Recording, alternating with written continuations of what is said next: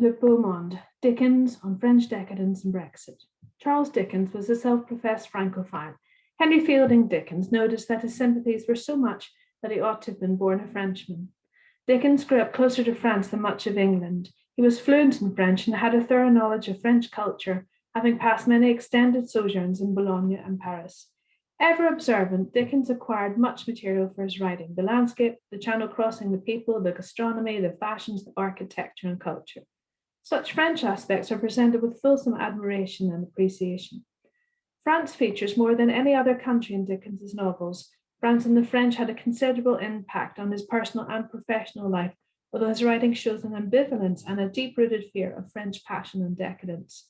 His keen interest in France and the French manifests itself most prominently in three of his mid-career novels: Bleak House, Little Dorrit, and A Tale of Two Cities. I intend to consider the influence of French decadence in all three novels before considering how the inimitable might view our current Brexit. In 19th century England, to have a knowledge of French language, custom, or design suggested an air of sophistication. His intolerance of French for affectation or conceit extends to the use of French borrowings and needless French expressions in everyday England. Dickens, although enthusiastic in his use of French, was critical of French terms such as the elite of the beau monde. One such tirade against this affectation occurred in Household Words. The slang of the fashionable world is mostly imported from France. An unmeaning gibberish of Gallicisms run through English fashionable conversation and fashionable novels and accounts of fashionable parties in the fashionable newspapers. If you were to tell a well-bred Frenchman of the beau monde, he would imagine you meant the world which God made, not half a dozen streets and squares between Hyde Park Corner and Chelsea Bunhouse. French influence becomes a veneer to impress others, as seen when used by the pretentious Mr. Turveydrop. He's a fine example of a Londoner using French in an attempt to dazzle his audience. The Master of Deportment ostentatiously mentions that he will dine at the French house in the Opera Colonnade, possibly the notable Café de l'Europe, serving the more refined luxuries of turtle, entree, venison, and vin de Bordeaux. Interestingly, the quintessentially English Esther refuses to even try a foie gras. Esther, Joe the Crossing Boy, Meagles, Amy Dorrit, Arthur Clennon, Mr. Lorry, and Jerry Cruncher all retain their steadfast Englishness and seem impervious to decadent French influences. Like Turveydrop, Volumnia Dedlock is guilty of pretentious French, propounding French conundrums in country houses, so old to have become in the cycles of time almost new again, in her outmoded attempts to appear genteel and charming. French decadence is again evident when we witness vain, narcissistic William Dorrit's extravagant jewellery shopping in Paris, which leads him to believe that he has now exceeded the heights of French art, getting his aspirational castle to a much loftier altitude than the two square towers of Notre Dame. French influence assumes a more sinister guise when we consider the Myrtles. As wealthy and fashionable members of London society, they choose to spend their new money by adding French bon choix, bon goût touches to their home and wardrobe. Extremely expensive buhl tables are found in their drawing room. Mrs. Myrtle adds a degree of French sophistication to her mourning ensemble. The original cap had possibly been rent to pieces in a fit of grief, but had certainly yielded to a highly becoming article from the Parisian market. Their very surname has a sinister suggestion of murder, or perhaps Dickens is making a scatological French reference to merde, suggesting their corrupt and repulsive natures. Elsewhere, French influence is shown in a good-humoured, pragmatic, or charming fashion, the broad spectrum of characters, from the benign Guppy to Inspector Bucket and from Meagles to Lucy Manette. The ability to speak French is listed amongst Ada Clare's qualities, suggesting there's a skill to be found in a woman of intelligence and grace, if not tarnished by affectation.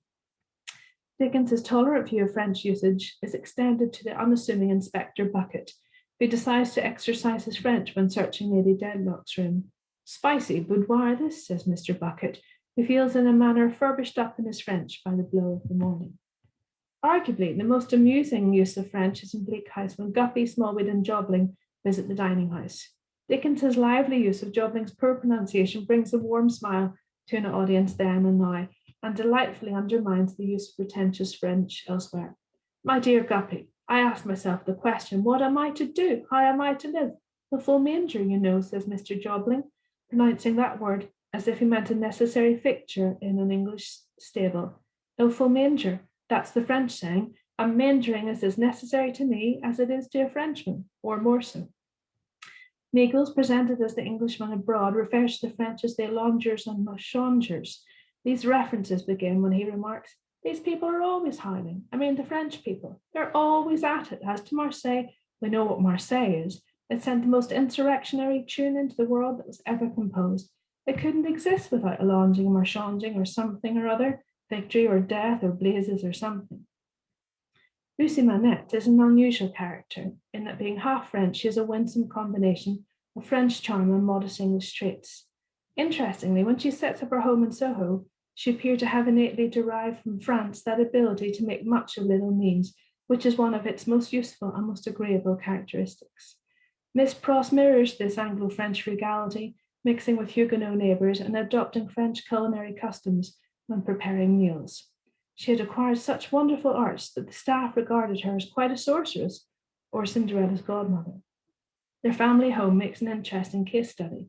Two Frenchmen, Dr. Manette and Charles Darnay, Lucy, half French, younger Lucy, 3/4 French, and Miss Pross, their English housekeeper.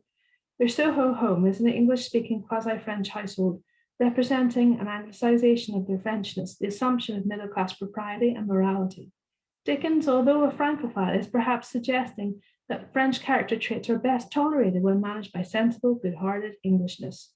Soho, a French Huguenot enclave, is firmly placed in London's boundaries and on English soil.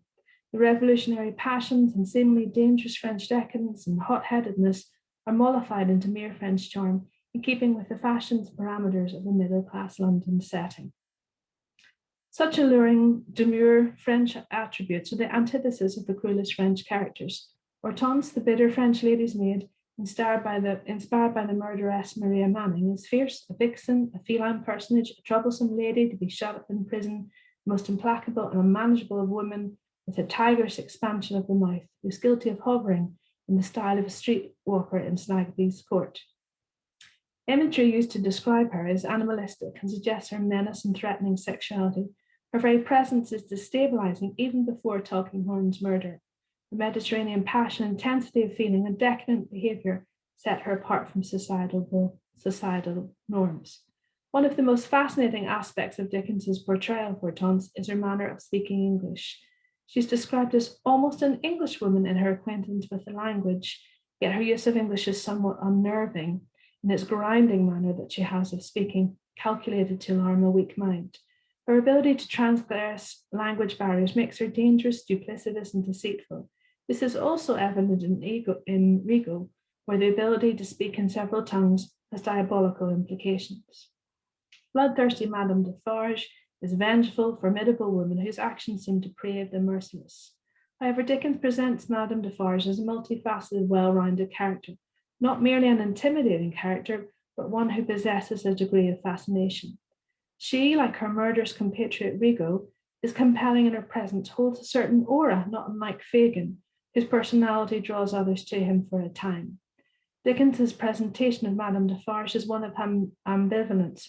Her character is to be feared, and yet her familial circumstances evoke much pity. As a middle-class Englishman, Dickens still shows concern and objective compassion for the downtrodden who suffer at the hands of the French aristocracy. Her fortitude and strength of character in the face of adversity are evident in her physical appearance. She wears fur, which suggests a natural sensuality with obvious tactile appeal, plus a wilder, animalistic quality about her. Large dark earrings, dark brows, rings, and brightly coloured shawl are all reminiscent of a gypsy, placing her again beyond societal norms and expectations. Sharp objects associated with her, toothpicks and knitting needles, are all forms of dangerous weaponry and indicative of her physical aggressiveness. She could be seen as one of an army of the Third Estate, a representative of the anger of the populace, an agent of the malevolent destiny of the people of France. However, she's not merely this, but instead has her own grievances and motivations to explain her zealous determination and ruthless deeds. As the sole surviving witness to her family's suffering, she has a very particular and personal reason for her anger. Her elder sister, father, brother-in-law, and younger brother suffered at the hands of the Evremonts. Her depraved actions and motives are fueled by loss and suffering, and the actions of the aristocratic Evremonts' cruel tyranny, not mere decadence. The heartless Marquis Saint-Evremond is the epitome of French decadence. His stony callousness and disinterest is shown when his carriage, having dashed through sweet streets and swept round corners, crushes a young boy in the streets of Saint Antoine. His lack of concern or responsibility is shown when he berates the mourning father. "It's extraordinary to me," said he, "that you people cannot take care of yourselves and your children. One or the other of you is forever in the way. How do I know what injury you've done my horses?" Unmoved by the child's death, his utter disregard for the lower classes is evident when he uses terms such as pig and dolt in conversation with the road mender and postmaster, respectively, before ignoring a widow's request for assistance in the marking of her husband's grave. Prior to his death, the reader observes him surrounded by all luxuries befitting the state of the Marquis in a luxurious age and country. Furniture of the 14th Louis, diversified by many objects that were illustrations of old pages in the history of France. He is a man of long established wealth and accustomed to his comforts. He sits down to a sumptuous and choice supper, including a glass of Bordeaux and coffee. He is content with such luxuries and has absolutely no regard for those who feel wronged by his or his antecedents' actions. The Marquis believes in the elitist social structure and the keeping down of the poor. His brazen defiance of change is ironically underpinned by the foreshadowing of his shadow's destruction and his own demise. "Repression is the only lasting philosophy. The dark deference of fear and slavery, my friend," observed the Marquis, "will keep the dogs obedient to the whip, as long as this roof," looking up at it, "shuts out the sky." However, Dickens's most dangerous and duplicitous character is Rigaud. Rigaud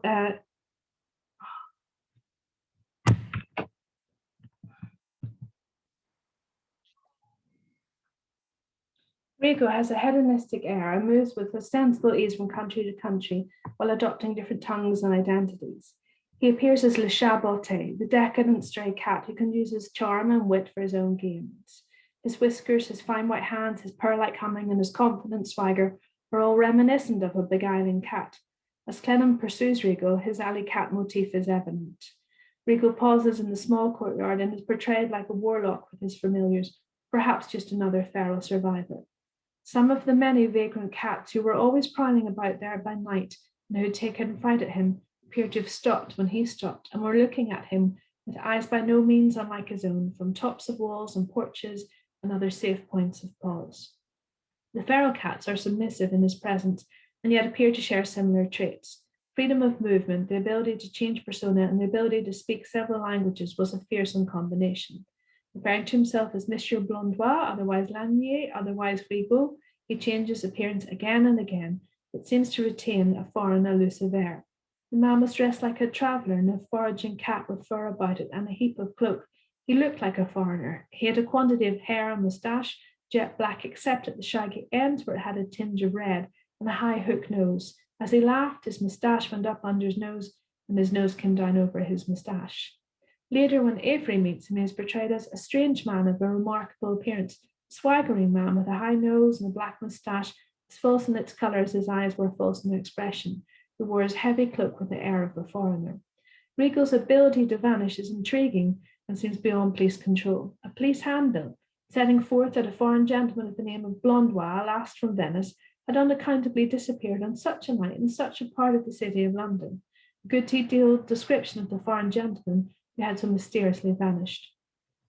As Mrs. Clennam's house collapses, Rigaud is crushed to pieces. Is this meant to symbolize the collapse of traditional family businesses, or perhaps the frailty of British enterprises which do not trade overseas? Daniel Deusser's success only comes with international trade. The final description of Rigaud is as a dirty heap of rubbish. It still refers to him as the foreigner. It was night for the second time when they found the dirty heap of rubbish that had been the foreigner before his head had been shivered to atoms like so much glass by the great beam that lay upon him, crushing him. France is the moral breeding ground which fostered the malevolent and murderous Rigaud. For Dickens, a country that can create such a monster is a country to fear. He compares the French revolutionary sentiment spilling over with simmering corruption and insurgent tendencies in England to a cholera epidemic. Dickens's fear of revolt is now so great that he feels that the most dangerous radicals should be locked up and removed from society. It is perhaps for this very reason that Dickens chose to annihilate the menacing foreign character of Rigaud. Given Dickens's fearsome portrayal of Rigaud, he would have had concerns about the 21st century Brexit. The ending of the Entente Cordiale would jeopardize easy movement between France and Britain, limiting his sojourns to 90 days per 180 days. The difficulty of French imports might also have troubled him, and the lack of shared security at the French ports might enable cunning wanderers such as Rigaud to flit from country to country with impunity. The threat to European enterprise and the destabilization of English businesses would all prove disquieting. For Dickens, French decadence is far from the Beau Monde, but is rather a source of great ambivalence, charming in its simplest form, distasteful in its pretentious form, shocking in its cruelest form, and perhaps most frightening of all, in its duplicitous form.